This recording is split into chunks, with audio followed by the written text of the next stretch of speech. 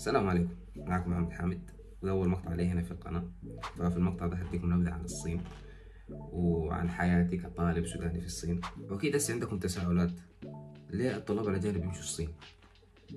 وليه يعني ما يمشوا دول أوروبية، يمشوا زي أمريكا، كندا، فور إكزامبل فنلندا هي الأولى في التعليم. أولا عندك الصين دولة عظمى، وثانيا عندها من أقوى الجامعات في العالم، وثالث حاجة الجامعات نفسها بتوفر منح، يعني هي مرحبة أكثر للطلاب الأجانب. فليه ما نجي الصين؟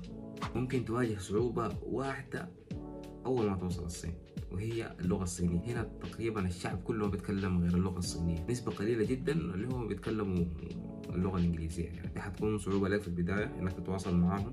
يعني قبل ما تجي هنا حاول تحضر نفسك، ادخل يوتيوب شوف بعض المقاطع عن اللغة الصينية عشان ما تضيع في البلد. يعني مثلا في حالتي أنا بديت أدرس جامعة من وقت كورونا 2020، تخرجت من الثانوية دخلت جامعة على طول. وقتها كانت كورونا، انتوا عارفين كورونا من وين طالع، عارفين منبع كورونا من وين. اضطريت اني اكمل اونلاين، فدرست 2.5 سنين اونلاين. انا تقريبا لي في الصين سنة وتقريبا 6 شهور. اونلاين هو اللي ساعدني شوية في اللغة الصينية. لما جيت هنا ما ضعت شديد، فحاولت يعني اتواصل معهم، يدلوني على الطريق، يوروني كيف استخدم التطبيقات. فمن بعدها خلاص شبه تعودت على البلد. كانت مريحة نوعا ما. احنا كطلاب يعني طلاب أجانب قاعدوا أكثر من سنة وشوية هنا. يعني في ناس ارتاحت، في ناس ما ارتاحت، في ناس قال خلاص خلصنا ودارين نرجع، في ناس لقيت ارتاحت هنا وقالوا دارين يقعدوا وأنا واحد منهم. وعشان تتأقلم مع البلد وتعيش كويس وتتواصل معاهم ويكون فيها أريحية، لازم تعرف كيف تتكلم اللغة الصينية. يعني أنت بدون اللغة الصينية ما حتقدر تعيش البلد أصلا، لازم مستحيل. يعني حتى لو مشيت السوبر ماركت اللي تحت هنا ما بيتكلموا إنجليزي. حاول انك تتعلم اللغة، لا حتتعلمها غصبا عنك، اصلا انت في البلد حتتعلمها غصبا عنك.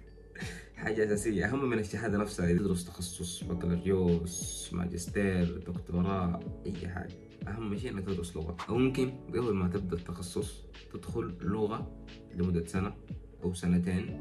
عايز تبقى فلوينت في اللغة، ممكن تخليها سنتين، بعد كده تدرس هذا التخصص حقك. بعدين في طرق انك تتعلم اللغه الصينيه، او ممكن بس تتعلم بنفسك، تطلع الشارع. ممكن يكون عندكم تساؤلات عن اي مدينه انا متواجد فيها حاليا. انا متواجد في مدينه هانجو، مقاطعه جيجان. الحمد لله مخلص بكالوريوس، الان قاعد ادرس لغه. فزي ما قلت لكم في البدايه حيكون مقطع بسيط جدا، ودي الحاجات الاساسيه عن الصين وعن حياتنا احنا كطلاب في الصين. ففي الفيديوهات الجايه ان شاء الله هتكلم في ادق التفاصيل عن كيف احنا عايشين حياتنا اليوميه، عن طرق الدفع في الصين، عن في اشياء كثيره ان شاء الله جايه في الفيديوهات القادمه. شوفوا اللقطات الجايه للجامعه والمدينه اللي فيها. سلام.